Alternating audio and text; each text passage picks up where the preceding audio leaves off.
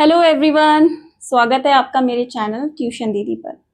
जो जैसा हमने डिसाइड किया था कि हम माइक्रो इकोनॉमिक्स स्टार्ट करेंगे, तो इंट्रोडक्शन के और हमने ये भी बताया था कि उसकी बुक क्या है। पहली संदीप गर्ग और टी.आर. जैन। हम टी.आर. जैन रेफर करते हुए अपने कॉन्सेप्ट्स को समझेंगे। बहुत प्यारे प्यारे तरीके से समझाया गया, हम भी इजीली सिंपल मैं कोशिश करूंगी आपके लिए कॉन्सेप्ट्स को इजी से इजी बनाया जा सके सॉरी, ताकि आपको बेहतर तरीके से कॉन्सेप्ट समझ आए और आपको रट्टा ना मारना पड़े और आप एग्जाम में खुद कॉन्सेप्ट बना बनाकर आप अपना पेपर बढ़िया तरीके से करके आए। ठीक है, तो टी.आर. जैन में बच्चों, टी.आर. जैन में चैप्टर 1 का नाम है इकोनॉमिक्स एंड इकोनॉमी। ये जो इंट्रोडक्शन वाला पार्ट है आपका सिलेबस का, उसी का ही पार्ट है। ठीक है,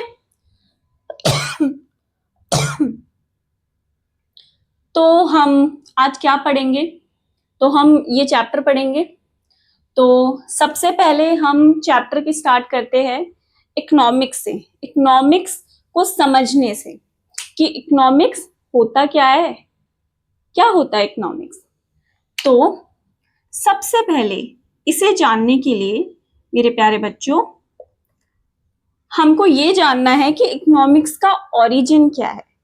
तो इकोनॉमिक्स बेटा दो ग्रीक वर्ड से मिलके बना था। पहला है ओइकोस और दूसरा है नोमोस।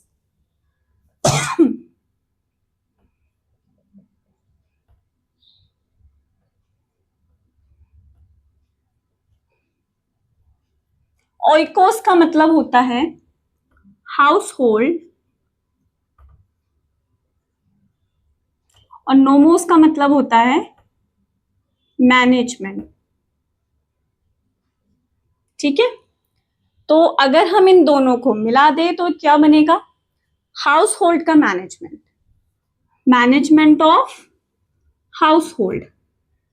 क्या बनेगा बेटा? Management of house hold. अब आप पूछेंगे कि दीदी हाउस होल्ड क्या है, हाउस होल्ड क्या है? तो हाउस होल्ड बेटा हम ही लोग हैं जो जैसे फॉर एग्जाम्पल हम किसी चीज को कंज्यूम कर रहे हैं तो हम कंज्यूमर है, लेकिन हम कंज्यूमर तो है लेकिन किसी ना किसी हाउस होल्ड के तो पार्ट है। तो आप ये समझिए कि मैं भी हाउस होल्ड हूँ, किसी फैमिली का पार्ट हूँ, आप भी हाउस होल्ड है, किसी फैमिली का पार्ट है। तो हाउस होल्ड मतलब ग्रुप ऑफ पीपल, मतलब हम लोगों को ही हाउस होल्ड बोलते हैं। ठीक है, तो मैनेजमेंट ऑफ हाउस होल्ड, तो ये है इकोनॉमिक्स का मतलब। कि अब इकोनॉमिक्स, अब हमको ये समझ आ गया कि अब हम इकोनॉमिक्स पढ़ रहे हैं तो ये तो समझ आ गया कि भैया इकोनॉमिक्स एक सब्जेक्ट है। क्या है? इकोनॉमिक्स एक सब्जेक्ट है जो कि क्या स्टडी करता होगा?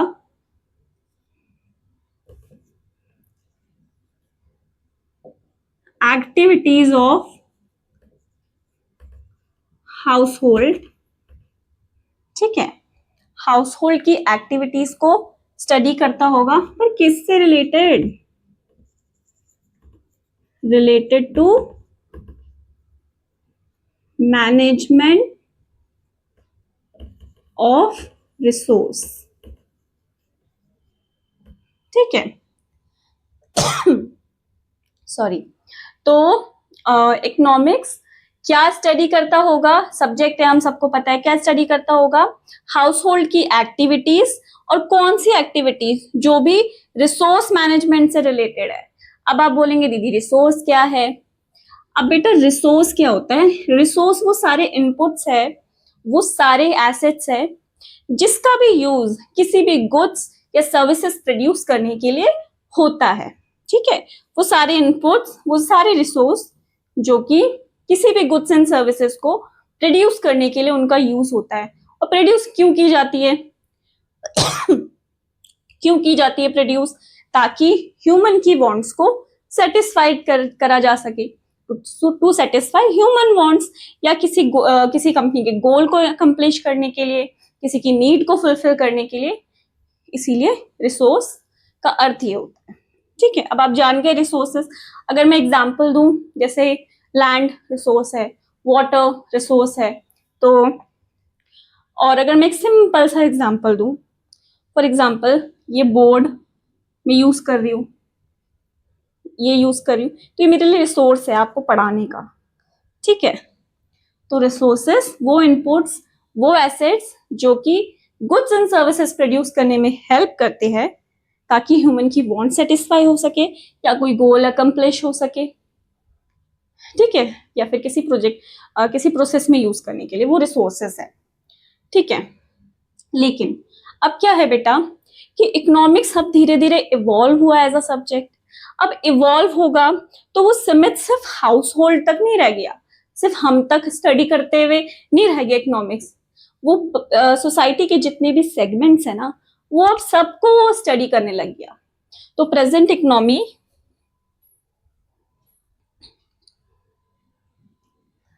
तो बेटा तो अभी हमने देखा कि इकोनॉमिक्स अब सारे सेगमेंट तक स्टडी करने लग गया, सिर्फ हाउस होल्ड तक सीमित नहीं रह गया। अब हमारे मन में आता है दीदी इकोनॉमिक्स क्यों पढ़ना है, इकोनॉमिक्स सब्जेक्ट क्यों बना? तो इकोनॉमिक्स सब्जेक्ट इसीलिए बना क्योंकि हमारे देश में या विश्व में एक इकोनॉमिक प्रॉब्लम होती है। तो उस इकोनॉमिक प्रॉब्लम को स्टडी करने के लिए ही इकोनॉमिक्स बना, ठीक है। इकोनॉमिक प्रॉब्लम, तो ये जो बेटा इकोनॉमिक प्रॉब्लम होती है ना, ये इकोनॉमिक प्रॉब्लम इकोनॉमिक्स का कोर एलिमेंट होती है। क्या होती है? कोर एलिमेंट होती है। कोर मतलब इंपॉर्टेंट एलिमेंट है इकोनॉमिक्स का। हम इकोनॉमिक्स पढ़ ही इसलिए रहे इकोनॉमिक प्रॉब्लम की वजह से, ठीक है। इकोनॉमिक प्रॉब्लम की ही स्टडी, ठीक है, इकोनॉमिक प्रॉब्लम का ही सॉल्यूशन की स्टडी, कि इकोनॉमिक प्रॉब्लम का सॉल्यूशन कैसे निकालेंगे, इकोनॉमिक प्रॉब्लम कैसे स्टडी करेंगे। इकोनॉमिक्स, जो इकोनॉमिक प्रॉब्लम की स्टडी सॉल्यूशन इकोनॉमिक्स करता है, ठीक है। इसीलिए इकोनॉमिक्स कोर एलिमेंट है। जो इकोनॉमिक प्रॉब्लम है इसीलिए इकोनॉमिक्स का कोर एलिमेंट उसे बोला जा रहा है। अब हम देखेंगे कि ठीक है इकोनॉमिक प्रॉब्लम है, बट इकोनॉमिक प्रॉब्लम है क्या, होती क्या है? तो इकोनॉमिक प्रॉब्लम्स के बेटा दो कंपोनेंट बोलो या दो एलिमेंट बोलो, दो कंपोनेंट्स होते हैं इकोनॉमिक प्रॉब्लम के। पहला होता है स्कैरसिटी ऑफ मीन्स, ठीक है, और दूसरा होता है अनलिमिटेड वांट्स या अनलिमिटेड ह्यूमन वांट्स, ठीक है। तो ये दो कंपोनेंट या दो एलिमेंट होते हैं इकोनॉमिक प्रॉब्लम के, scarcity of means, unlimited wants. तो इन दोनों की ही स्टडी इकोनॉमिक्स करता है, उसकी सॉल्यूशन की स्टडी करता है। अब अगर मैं सीधे भाषा में तुमको समझाऊं कि स्कैरसिटी ऑफ मीन्स का क्या मतलब है, मीन्स को हम बेटा रिसोर्स भी बोल सकते हैं, ठीक है, मीन्स को हम रिसोर्सेज भी बोल सकते हैं। मीन्स का अर्थ रिसोर्स, और रिसोर्स क्या होता है मैंने आपको अभी थोड़ी देर पहले समझाया था। तो स्कैरसिटी ऑफ मीन्स का अगर मैं सिंपल भाषा में आपको बोलूं तो बोलूंगी कमी, रिसोर्सेस की कमी, मीन्स की कमी। अनलिमिटेड वांट्स, ह्यूमन की जो वांट्स है उसका कोई लिमिट नहीं है, सीमित नहीं है, अनलिमिटेड है। बोलते हैं ना human beings are dissatisfied being, क्यों बोलते हैं? इसीलिए तो बोलते हैं क्योंकि ह्यूमन बीइंग्स की अनलिमिटेड वांट्स है, ठीक है। तो सिंपल भाषा में ये। अब हम स्कैरसिटी ऑफ मीन्स को बेटा दो पर्सपेक्टिव से समझेंगे। पहला पर्सपेक्टिव है इंडिविजुअल पर्सपेक्टिव, दूसरा पर्सपेक्टिव है सोसाइटी के पर्सपेक्टिव से।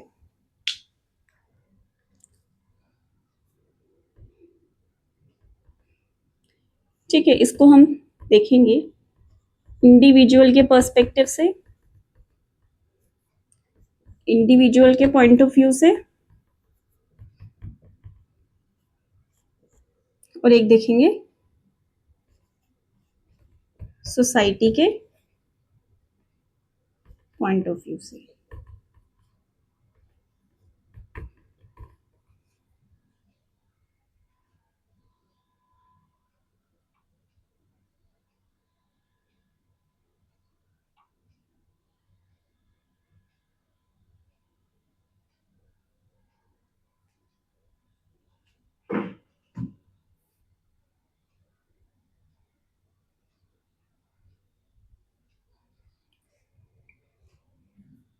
तो जब हम इसको इंडिविजुअल के पॉइंट ऑफ व्यू से देखेंगे बेटा, तो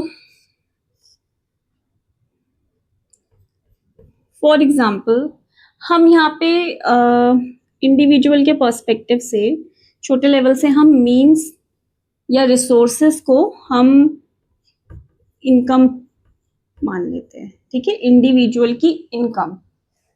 ठीक है, इंडिविजुअल की इनकम। अब जैसा हमें पता है कि हमारी इनकम हमेशा हमारी वांट्स से कम ही रहती है, क्योंकि हमारी जो वांट्स है वो अनलिमिटेड है और इनकम कभी पूरी नहीं होती है, ये हम सब जानते हैं। तो वैसे ही अगर हम इनकम देखें, या हम देखें फॉर एग्जांपल कि किसी के पास पैसा है, इनकम है, उसकी हर मंथ इनकम आती है, तो अगर वो ये सोचे कि वो अपनी इनकम से क्या सब चीजें खरीद सकता है? क्या इंडिविजुअल सब चीज खरीद सकता है अपने इनकम से? नहीं। क्यों? क्योंकि मीन्स जो है वो स्कैर्स है, रिसोर्सेस स्कैर्स है, इनकम कम है, वांट्स ज्यादा है, तो वो नहीं खरीद सकता सब कुछ। या तो वो अगर टीवी खरीदने का सोच रहा है तो वो खरीदेगा, या तो कार खरीदने की सोच रहा है या तो वो खरीदेगा, दोनों में से एक चीज ही खरीद सकता है। तो उसके लिए उसके दिमाग में आएगा कि वो सोचेगा व्हाट टू बाय और व्हाट नॉट टू बाय। ये सोचेगा कि नहीं सोचेगा कि ये खरीदूं कि नहीं खरीदूं, और वो खरीदने की कोशिश करेगा जो उसको ज्यादा सेटिस्फेक्शन देगा। ठीक है, क्योंकि इनकम जो वांट्स होती है ना बेटा, वो हमेशा ज्यादा होगी इनकम से, हमेशा एक्सीड करेगी इनकम से। ठीक है, क्योंकि अनलिमिटेड है, इनकम नहीं है अनलिमिटेड, लिमिटेड है। तो इसीलिए उसके पास एक चीज आएगी, एक कॉन्सेप्ट आएगा। क्या होगा वो? Problem of choice. क्या होगा मेरे बच्चों? Problem of choice. Problem of choice किसकी? कि भैया वो अपनी इनकम से क्या खरीदे, what to buy and what not to buy. ठीक है, ये तो हो गया इंडिविजुअल पॉइंट ऑफ व्यू। अब सोसाइटी के पॉइंट ऑफ व्यू से क्या आता है बेटा?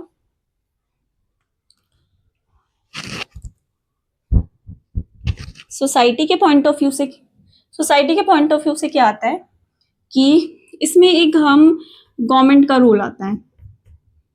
ठीक है, कि अब क्या आपको लगता है कि गवर्नमेंट के पास इतना अबंडेंट रिसोर्स है, इतना रिसोर्सेस है कि वो हर चीज प्रोड्यूस कर सकती है?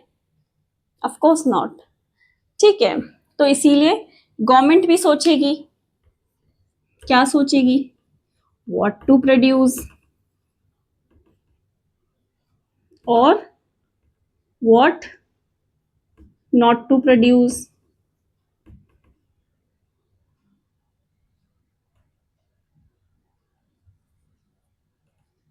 ठीक है, तो इनमें भी आ गई ना प्रॉब्लम ऑफ चॉइस। ठीक है, मैं शॉर्ट में लिख रही हूँ प्रॉब्लम ऑफ चॉइस। आ गई ना प्रॉब्लम ऑफ चॉइस की क्या करें, प्रोड्यूस क्या करें? हम कुछ शिप्स बनाए नेवी के लिए, रोड्स बनाए, या फिर हम ऐसे गुड्स बनाए जो पुअर के काम आएगा। ठीक है, तो क्योंकि गवर्नमेंट का इंटेंशन क्या होता है कि जो सोसाइटी का जो वेलफेयर है वो ज्यादा से ज्यादा हो सके। जैसे यहाँ पे इंडिविजुअल में क्या था कि सेटिस्फेक्शन जिससे ज्यादा मिलेगा, जिससे हमारा ज्यादा से ज्यादा सेटिस्फेक्शन जिस को खरीद के हो रहा है वो इंडिविजुअल खरीदेगा। लेकिन गवर्नमेंट ज्यादा से ज्यादा जिस चीज में वेलफेयर हो रहा है वो चीज प्रोड्यूस करना चाहेगी। ठीक है, तो उनमें भी प्रॉब्लम ऑफ चॉइस आएगी।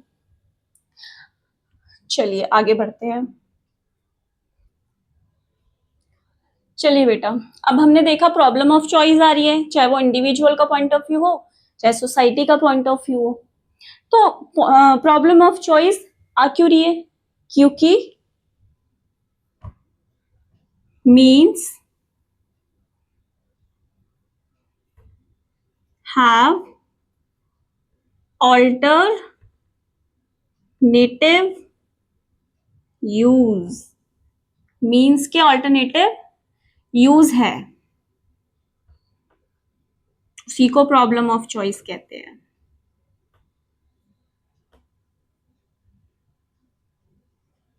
ठीक है, ठीक है। तो प्रॉब्लम ऑफ चॉइस क्यों आ रही है? क्योंकि जो रिसोर्सेस है, जो मीन्स है, उसका ऑल्टरनेटिव यूज है। क्या है ऑल्टरनेटिव यूज? अभी हमने थोड़ी देर पहले भी पढ़ा था कि हम पहला पढ़ेंगे इंडिविजुअल के पर्सपेक्टिव से, दूसरा सोसाइटी के। तो इंडिविजुअल के लेवल में जो हम पढ़ेंगे, हम उसको माइक्रो भी बोल सकते हैं बेटा, क्योंकि माइक्रो का अर्थ है स्मॉल, इंडिविजुअल लेवल, और मैक्रो का मतलब है लार्ज, सोसाइटी के पर्सपेक्टिव से, सॉरी। तो हम यहाँ पे ये भी लिख सकते हैं इंडिविजुअल की जगह, ठीक है, कि माइक्रो और सोसाइटी के पर्सपेक्टिव से हम या गवर्नमेंट के पर्सपेक्टिव से हम सोसाइटी के पर्सपेक्टिव से मैक्रो भी लिख सकते हैं, इंडिविजुअल, सोसाइटी। ठीक है, तो हमने थोड़ी देर पहले ही देखा था कि ऑल्टरनेटिव यूज कैसे है। माइक्रो पर्सपेक्टिव से कि कोई कंज्यूमर है, जैसे मैंने बताया कंज्यूमर हाउस होल्ड का पार्ट है, तो कंज्यूमर है, तो कंज्यूमर सोचेगा कार खरीदूं या हाउस खरीदूं, बताया था ना, दोनों में से कोई एक चीज खरीदूं, और ऐसी चीज खरीदूं दोनों में से जिससे उसकी जो सेटिस्फेक्शन हो, क्या हो, सेटिस्फैक्शन जो हो वो मैक्सिमम हो, सेटिस्फैक्शन मैक्सिमम हो। तो वही चीज वो खरीदना चाहेगा कि उसकी सेटिस्फेक्शन जिससे ज्यादा से ज्यादा हो, ठीक है, माइक्रो लेवल में। और प्रोड्यूसर ऐसी चीजें प्रोड्यूस करना चाहेगा जिससे उसका प्रॉफिट ज्यादा से ज्यादा हो, क्या हो, ज्यादा से ज्यादा प्रॉफिट हो उसका। और मैक्रो लेवल में क्या होगा मेरे बच्चों? मैक्रो लेवल में हम अगर गवर्नमेंट का रोल देखते हैं तो गवर्नमेंट भी वो चीजें प्रोड्यूस करेगी बेटा, वो सारी चीजें प्रोड्यूस करना चाहेगी जिससे सोसाइटी का वेलफेयर और या फिर social welfare, we can say that, कि सोशल वेलफेयर ज्यादा से ज्यादा हो, क्या हो, सोशल वेलफेयर ज्यादा से ज्यादा हो, जितना ज्यादा हो सकता है उतना ज्यादा हो। ठीक है, तो ये हो गया माइक्रो लेवल में और ये हो गया मैक्रो लेवल में। ठीक है बेटा, तो अब एक बात बताओ, प्रॉब्लम ऑफ चॉइस है क्योंकि मीन्स के ऑल्टरनेटिव यूज है। अगर ऑल्टरनेटिव यूज होता ही नहीं, फॉर एग्जाम्पल एक लैंड है, तो लैंड में हम सिर्फ ये होता कि यार ठीक है लैंड तो सिर्फ वीट उगाने के काम में आती है, उसका ऑल्टरनेटिव यूज नहीं है, तो प्रॉब्लम ऑफ चॉइस आती ही नहीं ना बेटा। तो लैंड में हम राइस भी उगा सकते हैं, वीट भी उगा सकते हैं, और भी फ्रूट, सब्जियां, बहुत सारी चीजें उगा सकते हैं। ठीक है, ऑल्टरनेटिव यूज है ना, what to produce but not to produce, what to buy but not to buy। ठीक है, ऑल्टरनेटिव मीन्स ऑल्टरनेटिव यूज है हर चीज का, हर रिसोर्स का ऑल्टरनेटिव यूज है, इसीलिए प्रॉब्लम ऑफ चॉइस आ रही है। और प्रॉब्लम ऑफ चॉइस आ रही है, यही तो इकोनॉमिक प्रॉब्लम है। ठीक है, अगर प्रॉब्लम ऑफ चॉइस नहीं होती तो इकोनॉमिक प्रॉब्लम भी नहीं होती शायद, और इकोनॉमिक प्रॉब्लम नहीं होती तो एज इकोनॉमिक प्रॉब्लम जो है वो कोर एलिमेंट है इकोनॉमिक्स का, तो शायद इकोनॉमिक्स भी नहीं होती, हु नोज। ठीक है, तो समझ गए बेटा। तो अब आगे बढ़ते हैं। जो अब हम कह सकते हैं कि जो इकोनॉमिक्स है वो क्या है? Economics is all about managing the scarce resource. Economics क्या है बेटा? इकोनॉमिक्स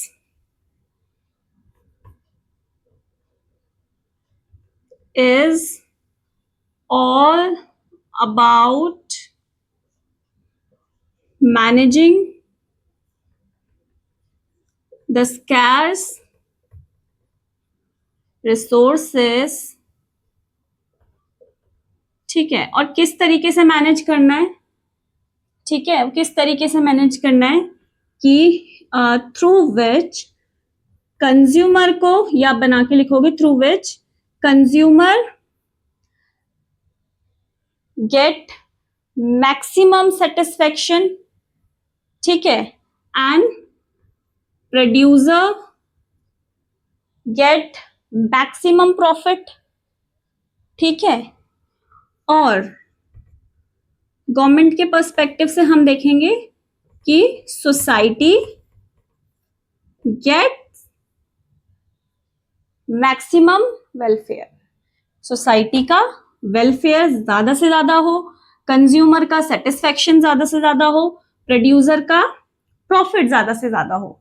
इस तरीके से हम इन रिसोर्सेस को मैनेज करेंगे, स्कार्स रिसोर्सेस को मैनेज करेंगे।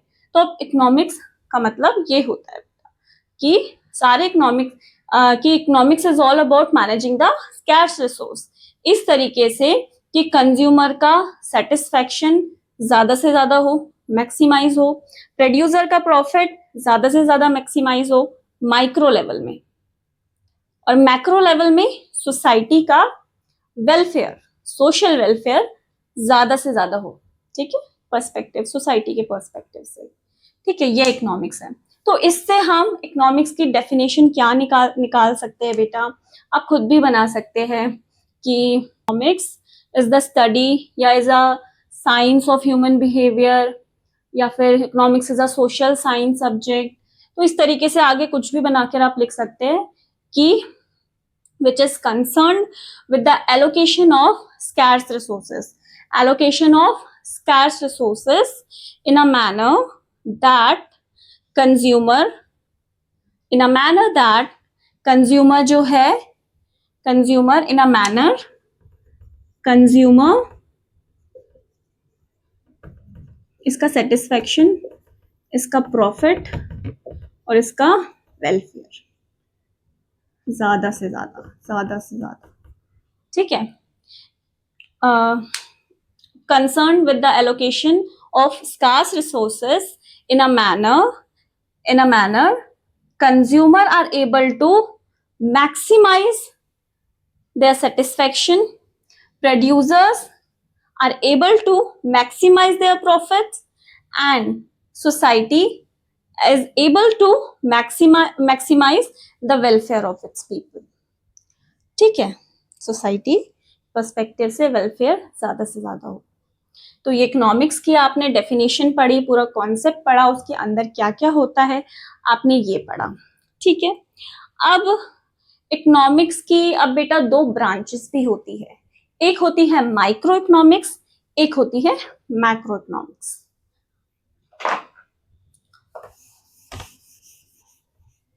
इकोनॉमिक्स की ना ब्रांचेस क्या होती है बेटा, एक होती है माइक्रो इकोनॉमिक्स और दूसरी होती है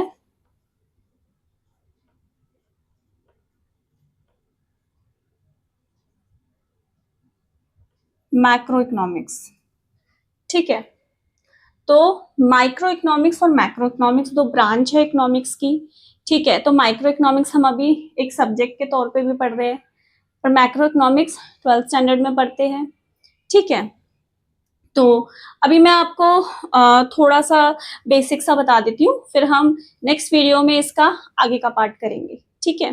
तो देखिए माइक्रो इकोनॉमिक्स, अभी हमने देखा था कि माइक्रो इकोनॉमिक्स का मतलब है माइक्रोज यानी स्मॉल, माइक्रोज यानी स्मॉल, मैक्रोज यानी लार्ज, मैक्रोज यानी लार्ज, ठीक है, लार्ज पर्सपेक्टिव से। इसमें हम बेटा इंडिविजुअल के पर्सपेक्टिव से देखते हैं। माइक्रो इकोनॉमिक्स में हम इंडिविजुअल लेवल की स्टडी करते हैं, ठीक है। किसकी स्टडी करते हैं, इंडिविजुअल लेवल की स्टडी करते हैं। और मैक्रो इकोनॉमिक्स में हम पूरे इकोनॉमी की ही स्टडी करते हैं, इकोनॉमी एज अ होल, ठीक है। इकोनॉमी एज अ होल, पूरे सिस्टम की, हम इकोनॉमी को आप सिस्टम समझिए, ये सिस्टम में हम रह रहे हैं। तो इकोनॉमी एज अ होल यहाँ होता है, सारे इकोनॉमी की टोटलिटी में हम जो पढ़ते हैं वो मैक्रो इकोनॉमिक्स में पढ़ते हैं। जो माइक्रो इकोनॉमिक्स में हम इंडिविजुअल लेवल की स्टडी करते हैं। अब इसका ढंग से प्रॉपर इस दोनों ब्रांचेस के डेफिनेशंस, डिफरेंसेस हम नेक्स्ट वीडियो में देखेंगे, बाकी आगे का टॉपिक भी देखेंगे।